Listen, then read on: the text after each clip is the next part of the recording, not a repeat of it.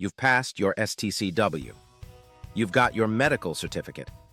But without this one document, no shipping company will put you on a ship. It's called the Seaman's Book, and here's exactly how to get it. Welcome to International Maritime Training.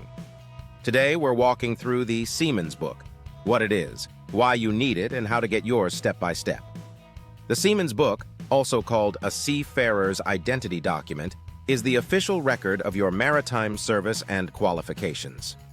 Every time you join a ship, the details are recorded in your book. It is essentially your maritime passport. Without it, you cannot be signed on to any international vessel. The Seaman's Book is issued by your country's maritime authority. In Nigeria, that's the Nigerian Maritime Administration and Safety Agency, NIMASA. In Ghana, it's the Ghana Maritime Authority. In Kenya, it's the Kenya Maritime Authority. In the Philippines, it's the Marina. Each country has its own process and requirements, but the document is internationally recognized.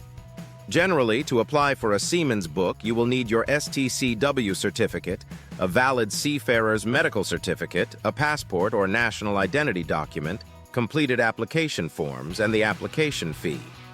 Some countries may also require a letter from a maritime institution or shipping company.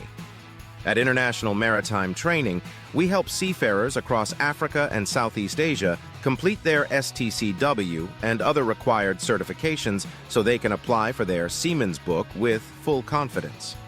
Visit International Maritime, straining.com to see our courses and start your maritime journey today. Subscribe for more practical maritime career guidance. Like this video and share it with anyone starting their seafaring career. See you next week.